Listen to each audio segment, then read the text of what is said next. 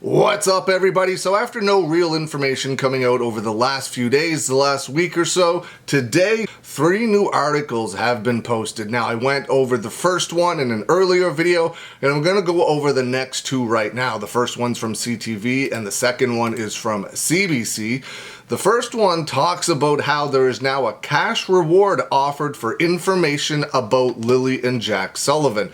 A cash reward is now being offered for information about the disappearance of 2 young children in Nova Scotia's Pictou County. The Nova Scotia Department of Justice said Thursday the disappearance of Lily and Jack Sullivan has been added to its rewards for major unsolved crimes program, which offers up to $150,000 for information in certain cases. Nova Scotia Attorney General and Justice Minister Becky Duren told CTV News the RCMP requested that the case be added to the program.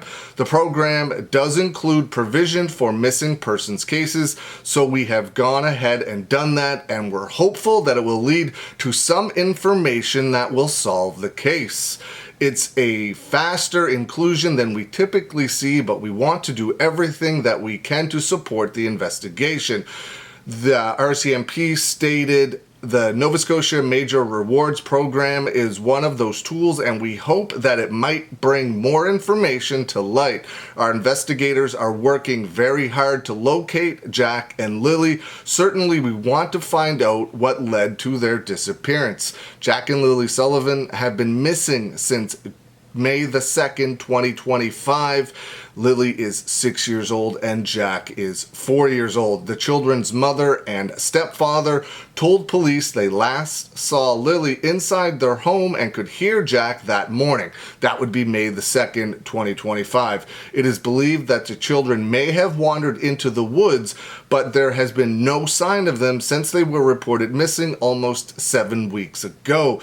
This kind of case is a real tragedy, and it impacts families and communities so deeply. Anytime we have a missing person, anytime we have children missing, it is heart-wrenching, and we want to do anything at all that we can to help support the investigation and bring it to a conclusion. That's what the Nova Scotia Attorney General stated. Typically, money is rewarded for information that leads to an arrest and conviction in cases included in the program. In this case, the province said the reward amount will be based on the investigative value of the information provided. I can't speculate as to the nature of the information that may either lead to the solving of this case to a reward, and I wouldn't want to discourage anybody from reaching out. We want anybody who has information, no matter how small they think it is, to reach out. Again, that is from the Attorney General. Chris Lewis, CTV's policing expert and former commissioner of the Ontario Provincial Police, said the rewards program is a risk-free step for police to take. What it tells me is, number one, that there's a bit of a stalemate somehow in their investigation. In all likelihood, they're looking to get more conversation going. This is 2 children. This has captured the attention of the entire nation, so putting more emphasis on it and trying their best to get as much information as they can is vital to a conclusion in this case, whatever that might be. If getting money out of it inspires them to come forward, then it's a good thing. Now, the next one, which is from CBC, talks about polygraph tests, a blanket, and a footprint, and it states new details of the investigation into missing Nova Scotia children revealed. Nearly a dozen RCMP units are trying to piece together what happened to Lily and Jack Sullivan. Did you kill Lily and Jack? That was the first question Daniel Martell, who is the children's stepfather, says he was asked during a polygraph test in the case of 2 missing children in the case of the 2 missing children in Nova Scotia. I was extremely nervous, said Daniel Martell. It's like your stress level is just astronomical through the roof, and your body doesn't know what to do because it's not every day that you're hooked up to machines in an interrogation room where someone asks you questions like that. Martell had offered to take a polygraph test early in the investigation, realizing investigators were likely coming his way with the disappearance of Lily and Jack Sullivan. On the morning of May 2nd, police received a 911 call reporting that they had wandered away from their home. The disappearance sparked extensive searches and have turned up little evidence as nearly a dozen RCMP units try to piece this together. Meanwhile, those closest to the children are revealing new details about a case that has captivated people across the world. Martell said he's gone above and beyond to help police with the investigation, encouraging them to search his family's property, offering up his cell phone and banking information, and asking for a polygraph test. The stepfather is always a prime suspect right off the beginning, Martell said in a recent interview. About 3 weeks ago, he sat in a large chair and had sensory pads placed under his forearms, buttocks, and feet as part of a polygraph test. He states that all the questions were assuming that the children are no longer alive, such as, are you an accessory to the murder of Lily and Jack?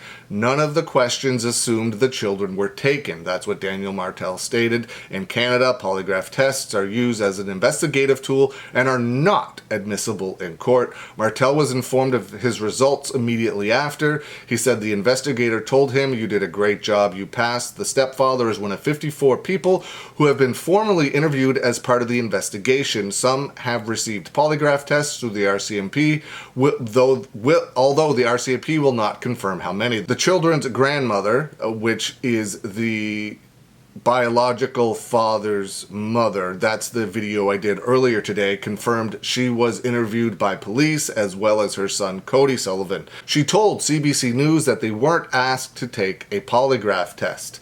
On the first day of the search, emergency responders, speaking over a non-encrypted radio channel, mentioned a canine unit being dispatched to a blanket.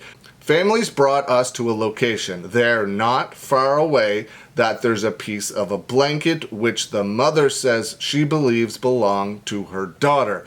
Just off the road here, an official said over the radio. Martell confirmed it was a piece of Lily's blanket. There is more evidence than what the public knows, but I can't elaborate on any of that, said Daniel Martell.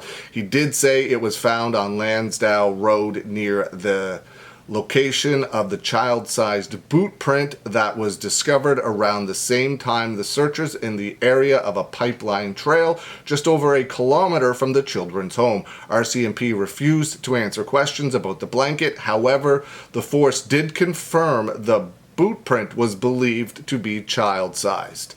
Asked if anything of significance has been uncovered in the course of the investigation, RCMP stated there is no evidence to suggest the children were abducted. Also repeated what the Mounties have said all along, that every missing person investigation is considered suspicious until they have reason to believe otherwise. Investigators have access to all the resources and tools that the RCMP can offer, and even outside the RCMP, we have other organizations that are engaged with this investigation.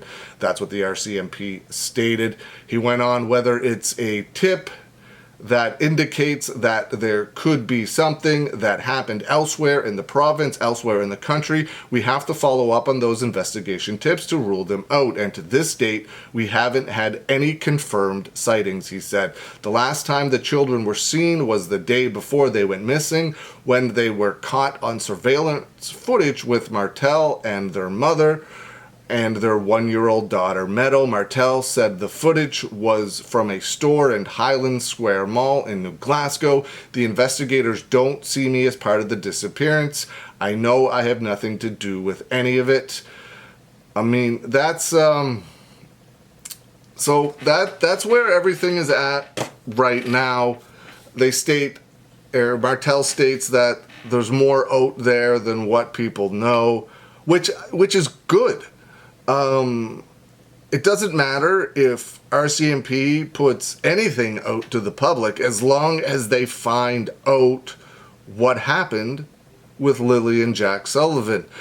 It's for them to say that there's no abduction, but they're putting out a reward for information, but they don't believe that the children were abducted, they just wandered into the woods. It's kind of, I mean, clearly I have absolutely no idea how it works, but you would think if they believed that the children just wandered into the woods, disappeared, and whatever happened to them in the woods, there wouldn't be a reward up to $150,000 with information. You would think, I would think, I do think, but again, I have no idea.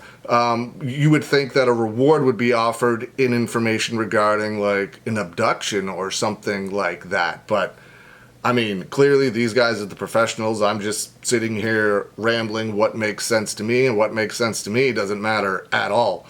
So at the end of the day, man, if this helps, if somebody saw something in the woods, maybe they were scared to say something, who knows? Like, maybe some people saw something in the woods but didn't want to come forward because if they found the bodies in the woods, then maybe police would think that they were involved or something. I don't know. You don't really know how anybody is going to react or see anything until it happens to them, but hopefully this reward of $150,000, up to $150,000, I guess, helps bring more information to the RCMP, to investigators, so that they can figure out what happened to Lily and Jack Sullivan.